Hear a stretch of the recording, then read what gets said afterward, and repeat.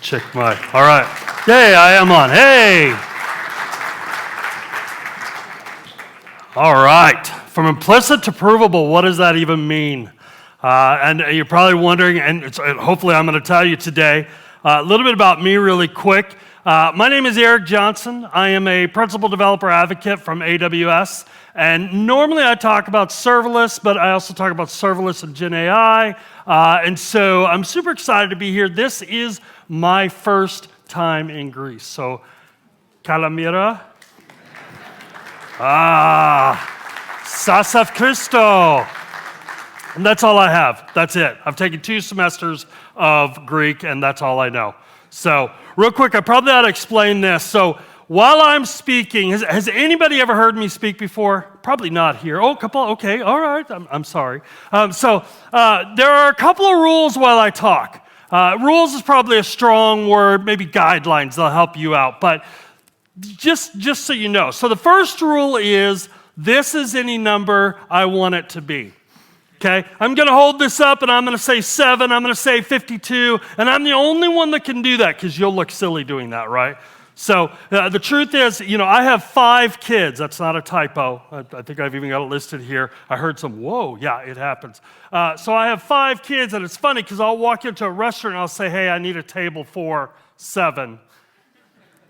And I'm always alone at the bar.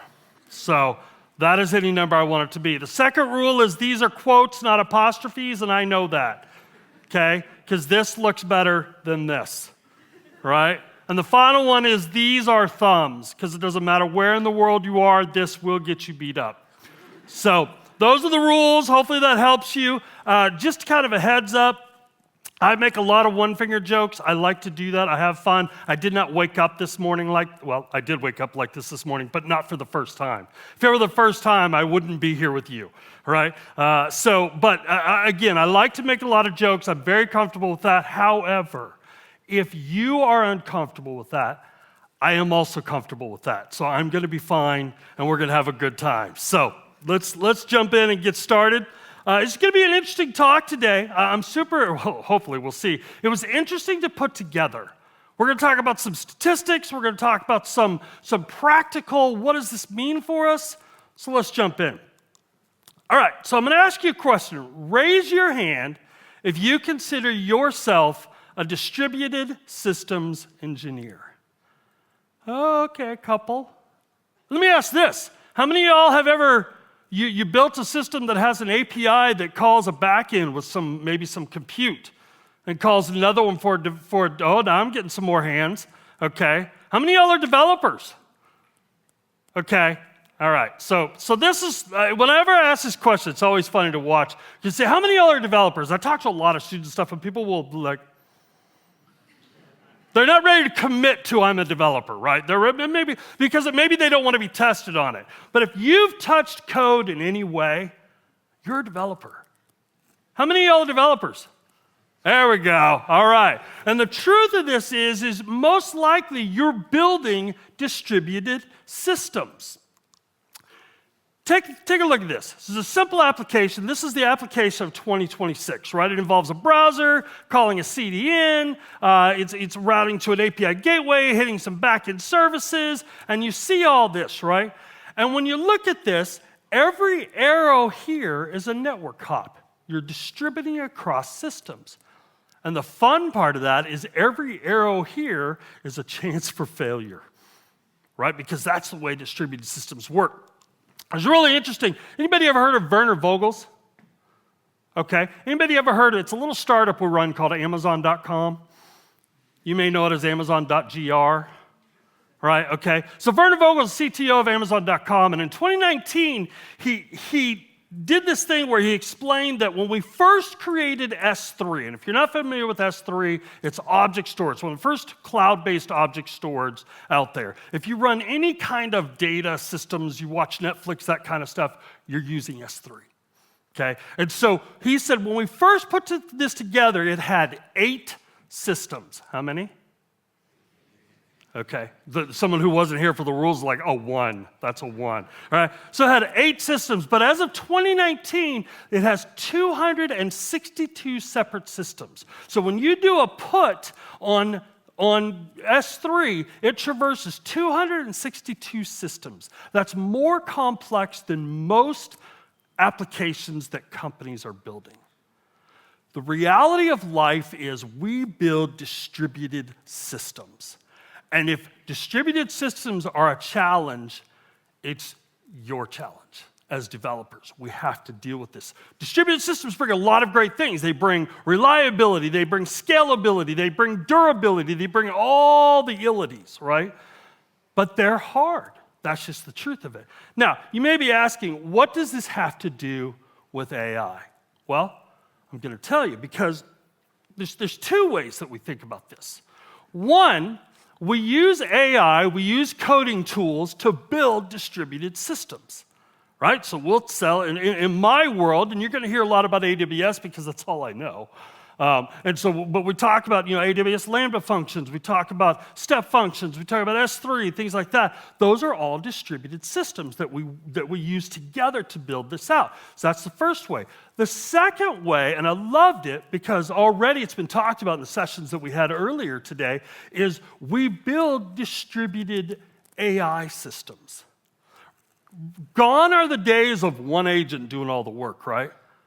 Now we have multiple agents that are talking to each other. And what's really funny is we try to build an orchestration agent to orchestrate the other agents. So what it's doing is herding cats. It's trying to get that working. And so we're trying to get deterministic answers from non-deterministic systems. How many of y'all love that? It's a lot of fun. You know what I'm talking about too, because you can see people going, yeah. Yeah, you want to know what I'm working on? Yeah, because it's hard. That's what we're doing. So what we're looking for is how do we herd these cats? How do we wrangle them in? All right, pop quiz. All right, you have an AI agent running a 10-step workflow. Each step is 85% accurate. Now think about that for a minute. You're like, 85%? That's kind of scary. Let's remember what we're talking about. Non-deterministic, right? So now we're like, well, that's pretty good. 85% accurate, that's pretty good, right? And the thing about it is the 15% doesn't necessarily mean it's wrong. It just means that maybe we didn't get an error back, but it didn't do what we wanted to do. So we're 85% accurate. So I want you to shout out an answer. Let me ask the question again. You have an AI agent running to a 10-step workflow. Each step is 85% accurate. What is the overall success rate? Anybody want to guess? 20%. Say it, yell louder. 20? Man, you just stole my thunder. First answer. How did you do that? Oh, no, you're cheating. What a cheater over there. Okay, that's fair. All right. 20%. This is Lesser's law, right? You take the effectiveness time to the power of how many steps you're going, and this is what you get. That means that 4 out of 5 runs fail somewhere in the chain. But luckily for us, it's non-deterministic, so we never know if it fails until it really matters, right? That's when we find out it fails. So how do we work with this? Well, look at the compounded numbers. This gets really interesting. So when you have 5 steps, so let's look at the 95% column. You have 5 steps, 70%. Okay, so 77%, right? Or at 30 steps, it drops down to 21%. But then we look over back to that 85%, we have 30 steps, which you're like, Eric, there's no way I would build a system with 30 steps. Well, you're not building S3, are you? But you will be at some point. If you're building distributed systems and you're building for scale and success, you're going to hit 30 before you know it, probably already there. All right, and so that comes down to, and that's one of the few numbers I can do, 1%. I can actually get to 4 if I take my shoes off, but that gets weird for everybody, so we'll just leave it at that. Right, so this is the compounding problem. Right, so what that causes for us is a trust gap. Right, so we're going to transition from the math to real-world data. And there's several. At the end of this, I'm going to give you a QR code that'll link you to the reports and the data that I'm about to show you. But some really interesting data, and by interesting, I mean frightening and scary. Okay, so think about this. First thing, 90%, let me ask in the room, how many of y'all use an AI agent to code? Okay, I'd say it's about 90% of the room. 90% of developers use AI. There's an adoption of 90%.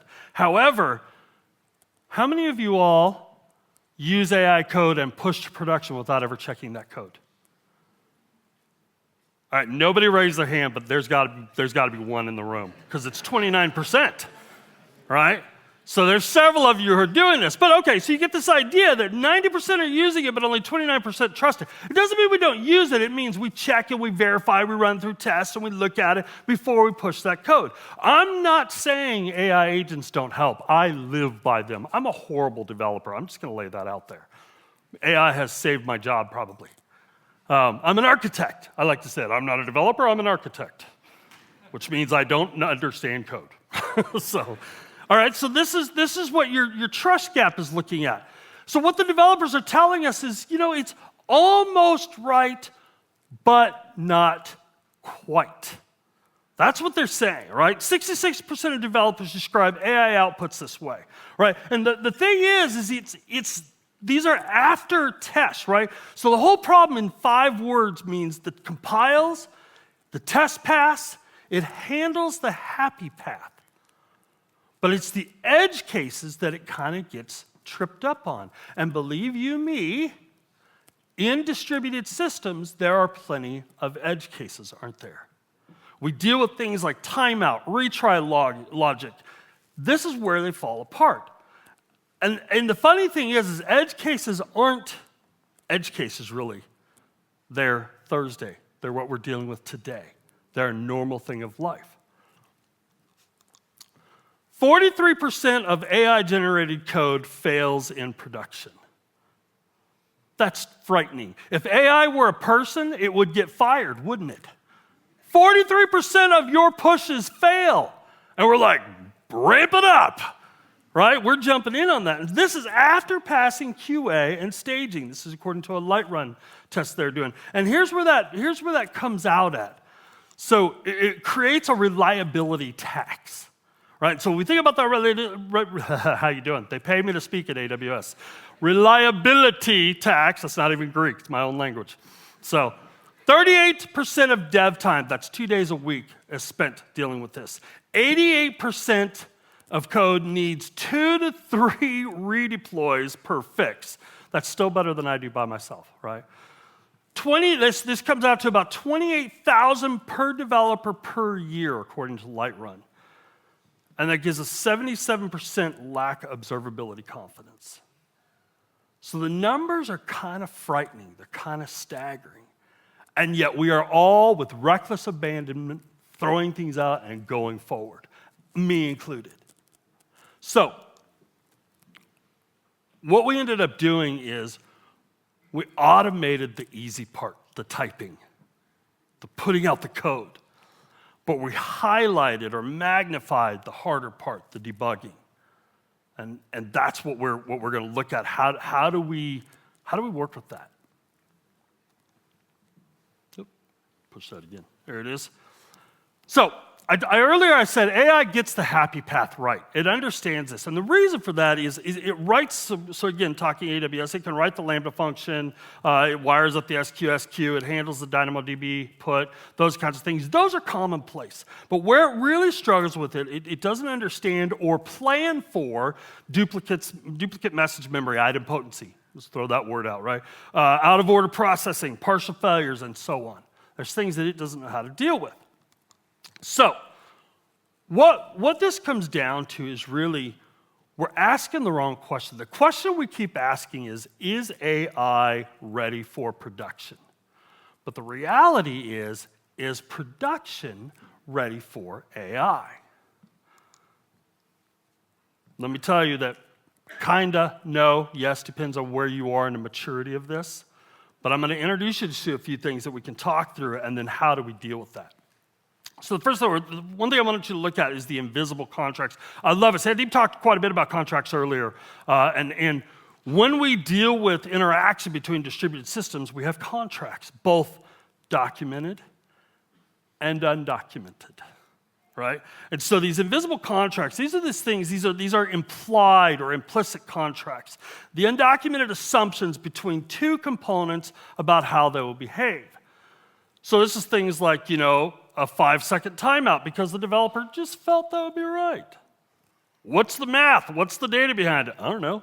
Feels like you can finish it in 5 seconds. How many of y'all have made that decision? Okay, the rest of you are liars. We've all done it. We've all done I shouldn't call you liars, but there it is. We've all done abstract stuff in there. Why is this hard? Why is this rule here? The developer felt it. It was a feels call, right? And so we think other things like, assume messages are always going to be in order. We sent them out in one order. Of course they're going to come back in another order. That's an implicit contract. And then we assume a 200 is a success. No, it's just a completion. The service finished, but that's not necessarily. So this is interesting. Hiram's law says, with a sufficient number of users of an API, it does not matter what you promise in the contract. All observable behaviors of your system will be depended on by somebody. Translation, hey, every other time I did it, it did this, so it needs to do it every other time I do it going forward. We have some of that at AWS. We've had some things where we went, well, that's kind of implied, and people banked on it. Right? And so this is Hiram's law. So there's 8 categories when we think of implicit contracts. You don't have to memorize them, but just some ideas when you're thinking about this. API shape assumptions, ordering guarantees. We talked about that already. Item potency expectations. Item potency is a big one. That's a hard one, right? They're all hard, but that's a big one. Timeout behaviors, retry semantics, schema evolution. It's changing. I didn't know it. Are we versioning that? Eventual consistency, that's always fun. Is my data hot or stale? Well, it depends on where I got it. Well, Finally, error semantics. What does an error look like? These are the 8 categories of implicit contracts. And so why is this hard for AI? And there's 4 reasons that I'm going to list. There's probably more, but here's things that come to mind. The first is happy path training bias. If you think about AI and we say, go learn all that. We build these corpuses. We build all this stuff. We don't teach it like, here's a broken model. Learn it. We teach it what works. Here's a working parameter. Learn it. And so it has happy path bias. It knows what works. But what it doesn't really know, and it's still learning, I'm not going to say it won't know, but what we're seeing right now is that it can't think, well, what if this happens if it's not introduced to that? Right? As good as they are, they still have to have substance before they can create. They don't create from nothing, right? So happy path bias. The vacuum problem. They're not running and watching and monitoring and stuff like that. I mean, sometimes we wire that up and wire it around, but they don't have that vacuum. They're just, here's the code. I'm going to run my test. Go to it, right? Institutional knowledge gap. This is really interesting, and I could do a whole nother talk on this. I'm going to try not to chase the rabbit on this, but the institutional knowledge gap is getting bigger, isn't it? Because what we're doing is as new developers come in, they don't have the background of systems and architecture and things like that. I love it. I stand in front of students all the time. It's one of my favorite places to talk. I speak at a lot of universities around the world. And it's funny because in the last 2 years, I'm starting to get one question above all. Anybody want to guess? The question is, should I even stay in school? Is it even worth it now? And there's a little part of you that's like, no, but that's not the answer. Yes. But what I do tell them is, you need to start learning the code we're getting. Because remember, we've taught the AI to do the typing. It understands code. What it struggles with is systems and architecture and deep-rooted knowledge of how those work together. And that's what I tell them. This is what you need to learn. Invest yourself in the systems. Learn Python, learn .NET, those kinds of things. But go deep on the systems, because that's where the knowledge gap is coming in. It's this institutional knowledge gap. And finally, contract blindness. It doesn't know all the assumptions. It doesn't know that the developer put 5 seconds. A lot of times, I've done this all the time. When my default, when I'm building a Lambda function, the default timeout is always what's in the Lambda documents, regardless of what we're doing. 30 seconds to run a 9-minute system. Do we do the math there? And so, this contract blindness of how those work. So what this comes out to is the trust equation. right? So when humans do code review, we have tests. There's value there. We have institutional knowledge. We have operational experience. We have trust. When AI does it, we have tests. And then it's questionable from then on. So the value is questionable. Now, it may sound like I have gotten up here to say, don't use AI. No, that's obviously not what I'm saying. That would be a dumb thing to say, right? I work for a company that's pretty into AI right now. We're doing a lot with AI. I'm a massive believer in AI, but what I'm saying is we need to kind of change our thought process from just trust it all is don't trust the code. Trust the architecture.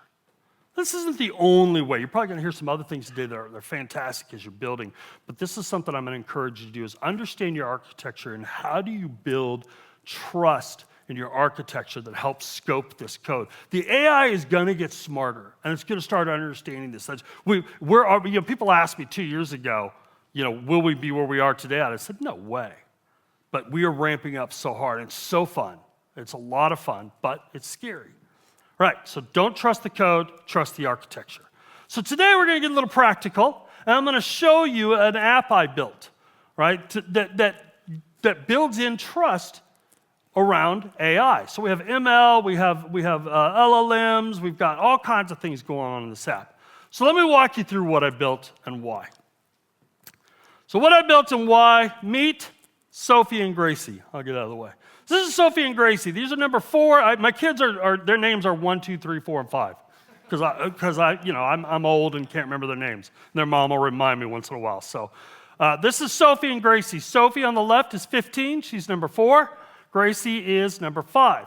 And they wanted to have YouTube channels, right? Okay, because they're teens, they got to have it, so they do that. The deal was, Dad has to pre-approve everything. We're massive helicopter parents, I'm not going to lie. So we approve everything that goes out. The truth is my wife's a helicopter wife, and I do what she tells me to do. So there it is. Well, I hope that this is recorded, but she won't watch me. So she see me talk, so we're safe. All right, so this worked out okay because, Sophie does 1 to 2 videos a month. She's like her mom. She's kind of calm. She thinks about it and does it. However, Gracie's more like her dad. And Gracie does 1 to 2 videos a minute. And I couldn't keep up with her. And I'm going to be really honest, the videos are roughly 10 to 17 seconds long, and I don't know, and they're usually some kind of dance. I don't know what she's doing.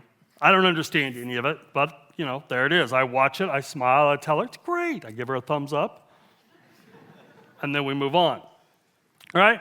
So, I needed a system. I needed to understand, how does YouTube evaluate all these videos? How does Facebook take all these videos and look at them first? So I thought, well, I'm going to try to build that. So let's walk through what we need first. Sorry, the button. All right, so first thing. Okay, so there's several things, and there's a lot more we could do, but here's what I wanted to build. First thing is it needed to transcribe. So here's what we're doing. It needed to transcribe the audio. We take the audio, we grab it, we pull it out, turn it into text. The second thing it needs to do, because these kids are wild and they put text on the screen nowadays, and it's like, seriously. So there's text all over the screen and stuff like that. So we need to grab that and see if that's okay. Then we take all that and we run what we call a toxicity scan. Now, I don't think my girls are toxic and throwing bad stuff out there, but that's what the scan is called. So we run a toxicity scan. We also run a PII scan. You heard that term earlier, personally identifiable information is what that is. So we run that and make sure that they're not throwing out their phone number or, more importantly, Dad's credit card number. All right, so we're going to keep it safe. Then the last thing is we're going to run a sentiment scan. Is it nice? Are they being nice to people? Are they talking bad about their dad? This is really what matters, right? So then we're going to go ahead and summarize all that. And then, because I promised my wife I would watch the videos, it sends me a link with this summary and says, here's what we found, take a watch. So I watch it, and then we finalize it. Now, what's kind of interesting is after I get the notification to watch it, we're going to pause our code. We're actually going to stop our code right there and say, hey, take a break. And the fun thing about this, I'm going to show you how we do that, is we stop paying at this moment. And I'll explain that in just a minute. Now, when we're building distributed systems, when we think about architecting this, because remember, I'm not a developer, I'm an architect, right? So we have to think efficient. We think financially efficient. We think how fast can we make it. We want low latency. We want cheap, things like that. So when we look at this, it doesn't make sense to do A, then B, then C, because in reality, some things can happen at the same time, some things require other things to finish. So if you think about this, really what it looks like is this. We're going to transcribe the audio and capture the screen text. And we're going to use two services at AWS. One is called transcribe, the other is called recognition. And these are asynchronous systems. So we're going to send them the data and say, or we're going to send them a video. So what happens is a video is going to drop into a bucket, an S3 bucket, which I talked about earlier. And then it's going to send a notification, an event, and say, do this. And so we're going to transcribe, and we're going to pull all that off. Okay? Now, then what's going to happen is once that's all done, then it's going to call back and say, all right, start back up, and then do the PII scan, the sentiment scan, the toxicity scan all at the same time, then summarize it, then go to DAD for human approval, pause the code. Once DAD approves it, finalize it, and we're done. All right, so that's the system. Now, the question I get a lot is, whoa, hang on a minute. How do you pause code? How do you pause code and not pay for it? How do you pause a system and just stop paying for the moment? Well, I'm going to show you how. So, has anybody worked with or heard of durable executions and replay? All right, okay, come on. Yeah, it's another AWS guy. He's cheating, all right? All right, so this is now, and here's the landscape, right? So we have durable functions, Azure has them, temporal, restate, ingest, and then, of course, AWS durable functions, AWS Lambda durable functions. We're going to do that one because that's the one I know. But I'm going to show you this concept. Now, there's a couple of things to understand about this. This becomes really cool when you're dealing with AI, especially, let's go back for a moment. When we're orchestrating non-deterministic agents, this gives us a deterministic way to make it happen in the order and manner of which we want it to happen, right? And I'll show you how. So there's a couple of concepts I want you to understand. The first is the step. So what these do is you create a step inside your code. You literally say, do this, and you wrap it in a block. You say, this is the step, and it's a unit of work that runs exactly once successfully and creates a checkpoint when it completes. Now, I'm not guaranteeing you that whatever code you throw in there is going to run once successfully. It may never run successfully, but once it does, we're going to say exactly once successfully. Once it completes, then it's going to create a checkpoint. It's going to save the results from that code in a checkpoint. And then finally, when we need to restart code or if there's an issue, we replay that all together. Clear as mud? Does that make sense? Okay. Let me explain it another way because I get it. It's kind of a hard concept. So I'm going to walk you through this idea. So let's take just a subset of the things that we need to do with our durable function. So this is AWS Lambda durable function, how it works. So we're just going to worry about transcribing, sentiment scan, summarize, and human approval. So here's how it works. Video drops in a bucket, Lambda function is invoked, it comes up, and you're paying for it, right? So the first thing that's going to happen is we're going to transcribe the audio. Once we're done, that works great. We're going to save the results over to a checkpoint. Then we're going to move to sentiment scan. These are just blocks of code. And we're going to run the sentiment scan. Again, it's a call out. We're going to check it. Oh, that worked fine. And we create a checkpoint. Now we're going to go to summary. We're going to run the summary. And something was south. Okay? So what we're going to do, the Lambda function's already built in. You don't have to tell it. You don't have to program it to this. It's going to say, okay, how about I just go ahead and restart? So it goes back to the beginning, but now it doesn't run transcribe audio again. Now you may look at that and go, so what if it runs transcribe audio again? And you're right, it's not a big deal. We'll probably get the same results. But what if that didn't say transcribe audio? What if that said charge credit card? Now we have a problem, right? Because we don't want to charge a credit card every time we replay. So now we're getting the results out of the checkpoints, and we're saying, okay, do that. So it's going to go, okay, I already have these answers, use them. I already have this. Now that we're at summarize, let's go ahead and run the summarize, and this time it worked just fine. So we're going to go ahead and go on down to the human in the loop, and the human in the loop is actually designed to pause and send me a note. Hey, Dad, watch Gracie's next crazy video and try to understand it. Right? So then when I actually watch it, then I go back and I send a notification in. There's all kinds of ways I can notify the system. And then it actually starts the Lambda function again. And it says, all right, we're going to replay these. Those are all checkpointed. Now we'll get this, we'll get the answer, and we're done, and we'll finalize. That's steps, checkpoints, and replays. That's pausable code. Now, if you know anything, has anybody in here used AWS Lambda before? Okay, a few of you, all right. So on AWS Lambda, something you may know is you can only run a Lambda function 15 minutes. And an idea about a Lambda, if you're not familiar with it, a Lambda is what we call ephemeral compute. It allows you to run code. It comes up, it runs the code, it goes away. It's event-driven. Something has to happen. The very first time I ever explained a Lambda, I ever did a demo, I was doing a demo of an IoT button. And I thought I was so clever. Every time you click the button, it would send an event, and it would invoke a Lambda function, and then it would send a text message to my wife saying, I love you. Which I thought was super cool and romantic, but after about the 900th time testing and demoing live, I got a message in the conference that said, stop loving me right now. You're driving me nuts. But you get the idea. An event has to happen. We bring up a Lambda, and you only pay for the time that it's running. When it goes away, it stops. It can only run for 15 minutes. Now, up here, I was saying, hey, we're going to wait for human approval. Is that going to happen in 15 minutes? No.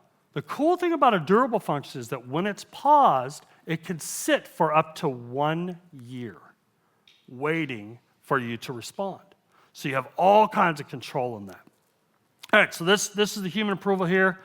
Now, just like anything else, as much as we'd like to say, hey, nothing goes down, Werner Vogel's, CTO of Amazon, that I talked about just a little bit earlier, he has this quote that's just been quoted all over the world, but he said, everything fails all the time. And at Amazon, when we build things, we build them not to fail, but plan for them to fail. See that dichotomy there? Build them not to fail, but no, they're going to fail, and we plan for them to fail. Right, and so every line here and every system is an implicit contract. But we're going to deal with these, right? So for example, what if my transcribe audio takes 45 minutes? Or what if my recognition, it doesn't work? It just something goes wrong, because it does happen. It's pretty accurate, but again, these are steps.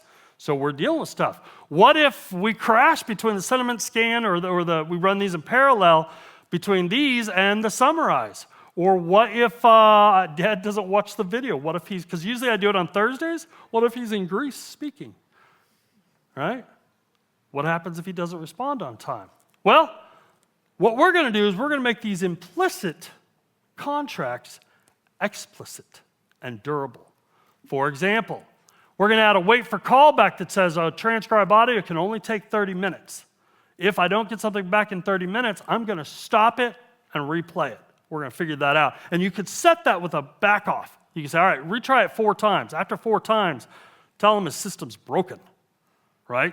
Use a dead letter queue or something like that, right? For our capture screen text in our parallel branch, because I'm running these parallels independently, I can restart stuff. So I'm going to restart recognition because it crashed. What if our system crashed? Well, we're going to replay from checkpoint. The system's going to pick up. Oh, that didn't work. After a timeout, we didn't get it, so we're going to replay. Much the same here. We're going to wait for callback to the rescue, but this time, instead of restarting the system, we're going to say, if he doesn't answer in 3 days, auto-reject. I should put, if he doesn't answer in 5 minutes, auto-reject. That would make my work a lot easier, right?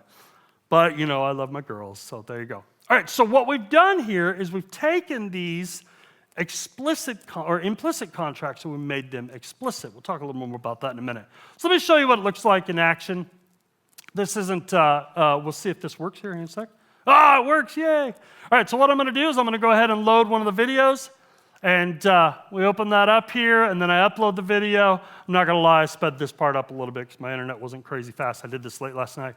Now, what you're going to see here is it's in transcription and recognition. Those are both running in parallel. When they're done, it's going through the system here all the way up to where it's generating summary. Now it's pending review. So if I go over to my admin station here, then I'm going to read this. And yep, sure enough, they have put personally identifiable information on it. So I'm going to go ahead and reject this and say no PII, and there you go. So I reject that. What's kind of cool is when you go back over, they can actually view the details, and you can see here where it's going to load up. Even show they can watch the video if they want. Here's one of my daughters with the phone number right on the screen. And then I could say no PII. Now, in truth, I asked them to make these videos with, the things that I wouldn't like. And so it's kind of cool. The system's catching them. Now, what's really fun is when we build these systems, when we're building these deterministic orchestrators and we're running a lot of non-deterministic stuff, it needs to be able to scale. And you may look at it and go, okay, Eric, that's great for one system, but it's probably, or one video, that's probably a little overkill. But what's really cool is this system can handle thousands upon thousands of videos at the same time. So, and I'll show you here real quick. Here it is again, and we're going to load up 4 videos. 4 is not 1,000, I get that, but again, hotel internet, come on. All right, so we're going to run these, and what it'll actually do is when they all upload, they run independently. Each one has a deterministic orchestrator, a durable function that launched for that one system, and they run independently, and you can see that they are finishing at different times. The first one finished, the third one finished, the last one, and then they're all available in the admin screen. All right, so hopefully you get this idea of what just happened, right? So again, with the parallel, we kind of talked through all this, but you get this idea of the different things we've done.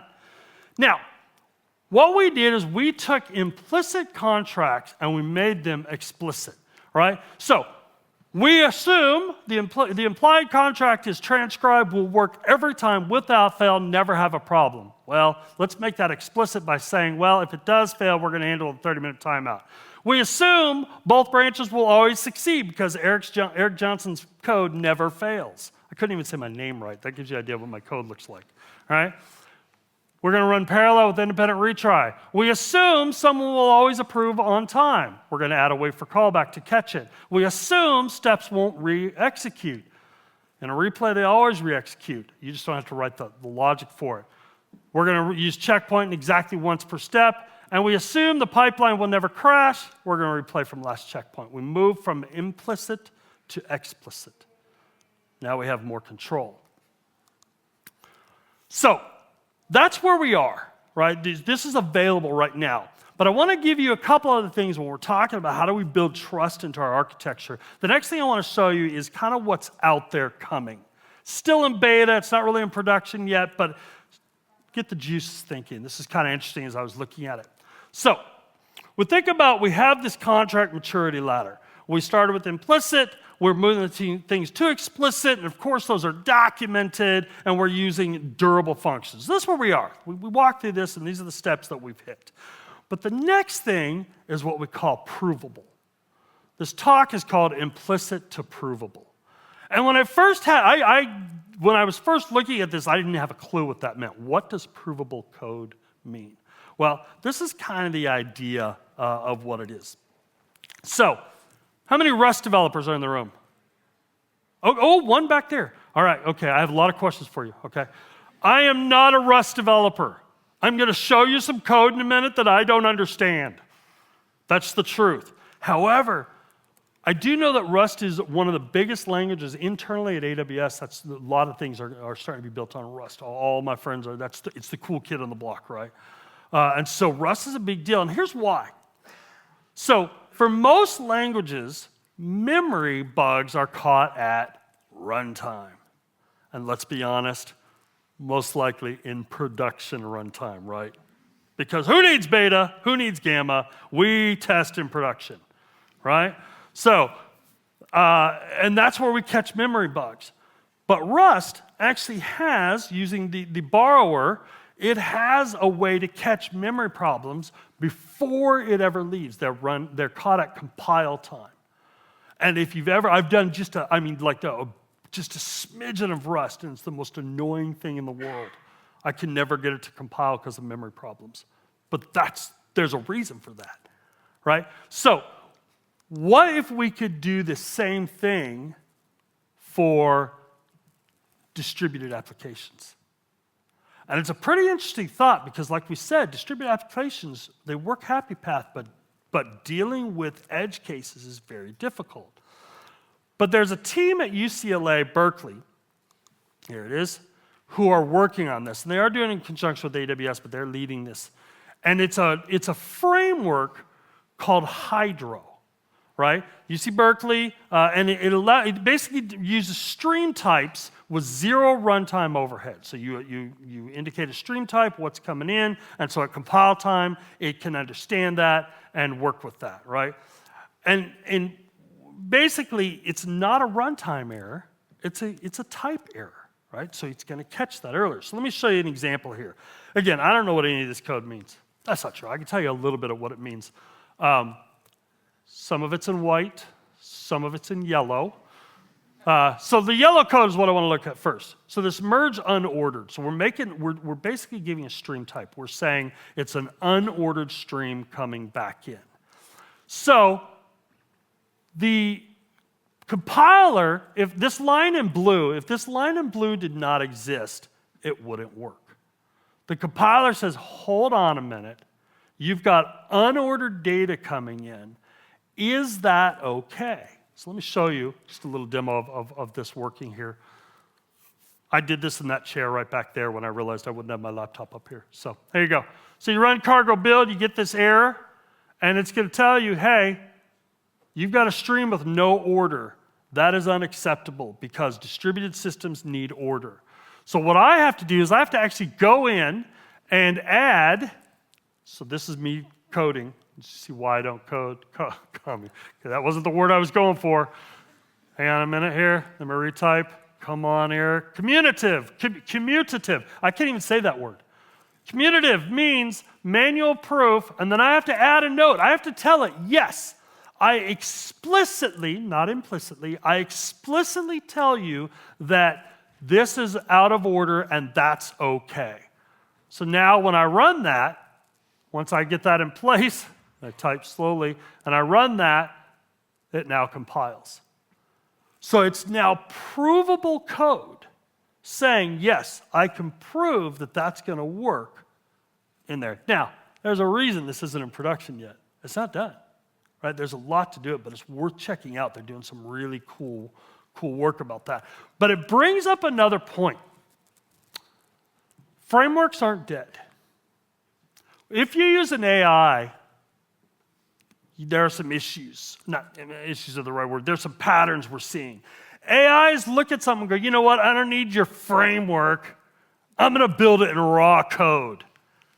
I don't need libraries. I don't need pandas. I don't need, whatever libraries. I'm going to do it raw. I know better. It's the quintessential developer, right? I can do it better.